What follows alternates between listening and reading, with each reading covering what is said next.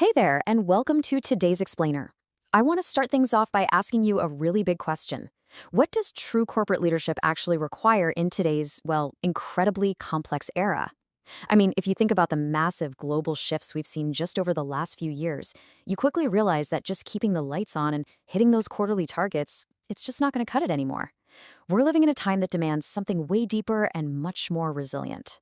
So today, we're going to explore a really fascinating educational and corporate ecosystem called VietDak Edu, and we'll see exactly how they're completely redefining what it means to lead.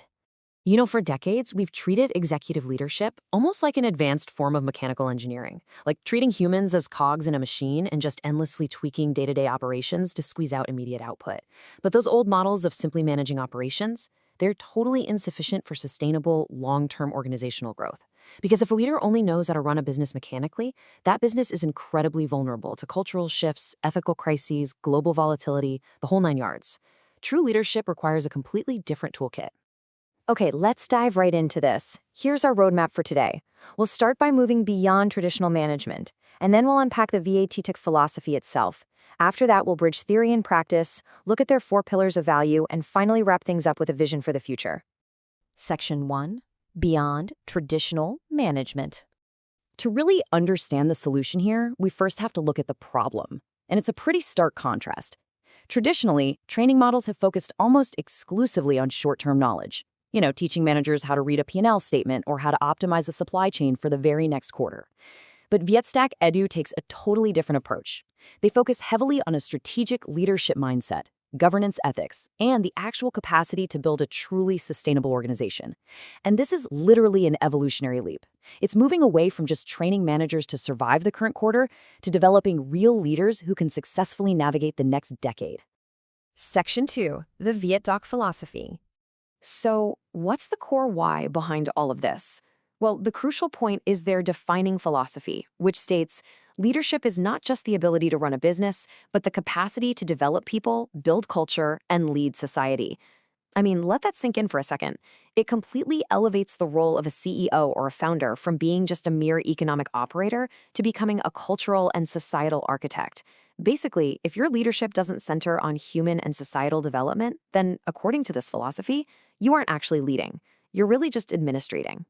And to hit that really high standard, their curriculum obviously doesn't stop at just basic management skills. It dives super deep into specific frameworks. Let me actually ask you this directly. How does your own organization handle psychological safety? It's a massive component here. Because building that requires servant leadership, where you're genuinely supporting your team. It demands authentic and ethical leadership for real moral grounding. And of course, cross-cultural leadership, which is absolutely non-negotiable in our globalized world today. You top all of that off with the ability to drive innovation and strategic transformation, and boom, you have the exact competencies required for modern executives.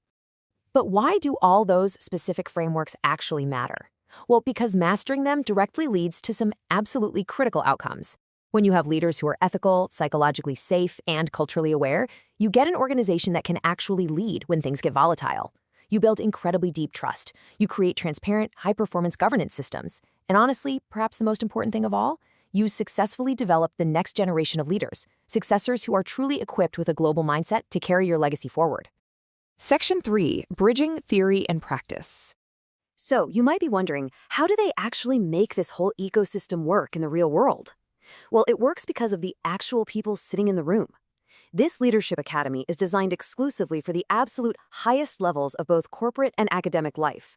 We are talking chairpersons, board members, CEOs, founders, and senior leaders, all sitting right alongside top management scholars, doctoral candidates, and chosen successors. This definitely isn't a space for just theoretical learning in some isolated bubble. No, it's a strategic forum where the people who literally run massive organizations are exchanging ideas.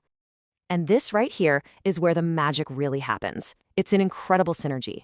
On one side, you have scholars bringing these rigorous leadership frameworks and cutting-edge research models. And then, complementing that, corporate leaders bring the gritty, everyday reality of corporate growth models, digital transformation, crisis management, cultural governance, and employee engagement.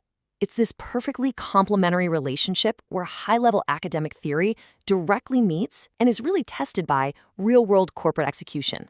Section 4. 4 pillars of value.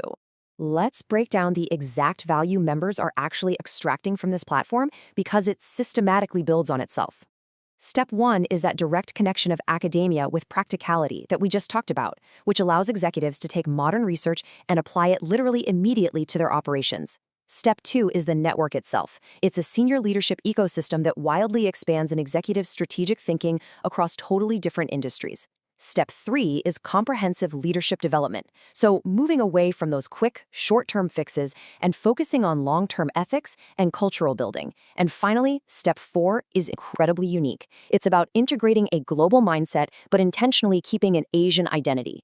This ensures that all this international management knowledge is perfectly adapted to the specific cultural and economic realities of Vietnam and the broader Asian business landscape. Section 5, a vision for the future. Which brings us to the ultimate goal. And this isn't just for the individuals in the program, but for the entire region.